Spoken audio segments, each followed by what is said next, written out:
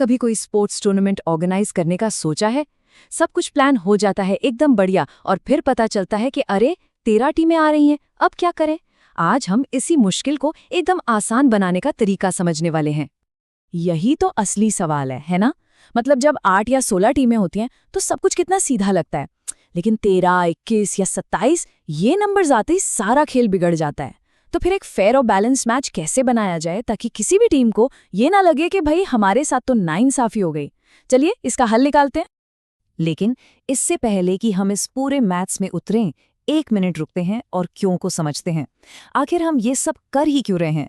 किसी भी टूर्नामेंट का, किसी भी खेल का असली मकसद क्या होता है? देखिए, इसका मकसद सिर्फ जीतना और हारना नहीं है। खेल हमें एक दूसरे से जोड़ते हैं, हमारे शरीर और दिमाग को हेल्दी रखते हैं और हमें एक पॉजिटिव माहौल देते हैं। जब एक कम्युनिटी एक साथ खेलती है तो वो और भी ज्यादा खुश और मजबूत बनती है। ये सबके लिए है। और ये एक लाइन असल में पूरी कहानी बयां कर देती है। खासकर जब हम स्कूल या कॉलेज लेवल की बात करते हैं तो असली मकसद सिर्फ बेस्ट प्लेयर्स को चुनना नहीं होता, बल्कि हर किसी को, हर स्टूडेंट को खेलने का मौका देना होता है। इट्स ऑल अबाउट पार्टिसिपेशन, ताकि हर कोई खेल का मजा ले सके। तो ये सब होता कहाँ पर है? चलिए जल्दी से उन 2 जगहों को समझते हैं जहां इस तरह के टूर्नामेंट अक्सर ऑर्गेनाइज किए जाते हैं। मोटे तौर पर 2 शब्द हैं, इंट्राम्यूरल और एक्स्ट्राम्यूरल। इंट्राम्यूरल का मतलब है दीवारों के अंदर, यानी एक ही स्कूल या कॉलेज के अंदर। यहाँ फोकस मजे पर और सबकी भागीदारी पर होता है। दूसरी तरफ है एक्स्ट्राम्यूरल, जिसका मतलब है दीवारों के बाहर, जहाँ एक इंस्टीट्यूट की बेस्ट टीम दूसरे इंस्टीट्यूट की टीम से मुकाबला करने जाती है। जरा इस तस्वीर में देखिए, प्रिंसिपल से लेकर स्टूडेंट्स तक सब के सब एक ही इंस्टीट्यूट के हैं। ये बिल्कुल साफ दिखाता है कि इंट्राम्यूरल इवेंट्स सच में दीवारों के भीतर होते हैं, जहां मकसद अपने ही लोगों के लिए एक मजेदार और यादगार इवेंट बनाना होता है। ऑलराइट, तो हमने क्यों समझ लिया। अब आते हैं सबसे रोमांचक हिस्से पर, कैसे। अब हम ये सीखेंगे कि किसी भी नंबर की टीमों के लिए एक परफेक्ट और एकदम फेयर टूर्नामेंट आखिर बनाया कैसे जाए।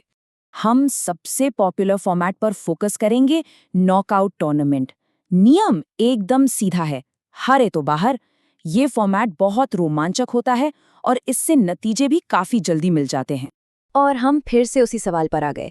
अगर 8 टीमें हैं तो पहले राउंड में 4 मैच होंगे, फिर 2 और फिर फाइनल। इजी।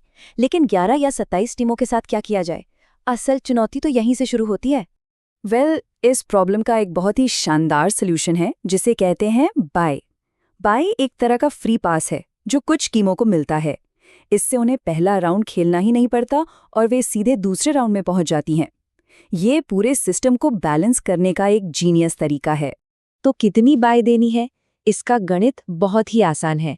आपको बस टीमों की कुल संख्या से बड़ी 2 की अगली पावर वाली संख्या ढूंढनी है और उसमें से टीमों की संख्या को घटा देना है। बस इतना ही। चलिए एक उदाहरण देखते हैं। मान लीजिए 11 टीमें हैं। अब 11 से बड़ी 2 की अगली पावर क्या है?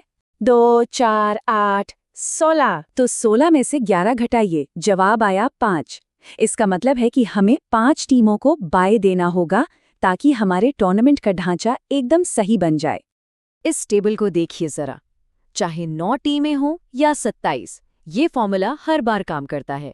ये एक बहुत ही साफ और लॉजिकल तरीका है जिससे हर टूर्नामेंट की शुरुआत पूरी तरह से निष्पक्ष हो सके। ठीक है, तो हमें पता चल गया कि कितनी बाय देनी है। लेकिन सबसे जरूरी सवाल, जो असल में फेयरनेस को तय करता है, वो ये है कि इन बाय को फिक्सचर में रखा कहाँ जाए। किसको ये एडवांटेज मिलेगा? यहाँ अंदाजे की कोई जगह नहीं है।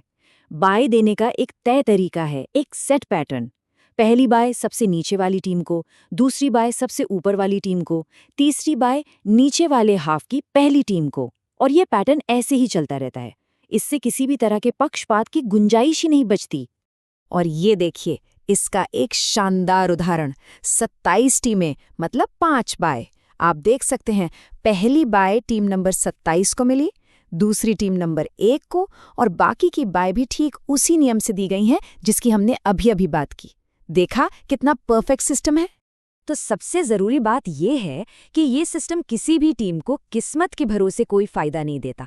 ये मैथ्स और लॉजिक का इस्तेमाल करके सबके लिए एक बराबर का मौका बनाता है, और यही तो असली खेल भावना है। तो अब ये हुनर आपके पास भी है। आप किसी भी संख्या की टीमों के लिए एक निष्पक्ष, व्यवस्थित और रोमांचक नॉकआउट टूर्नामेंट बना सकते हैं। तो अब सवाल ये है, इस जानकारी का इस्तेमाल करके आप अपनी कम्युनिटी को, अपने दोस्तों को एक साथ लाने के लिए कौन सा इवेंट आयोजित करना चाहेंगे?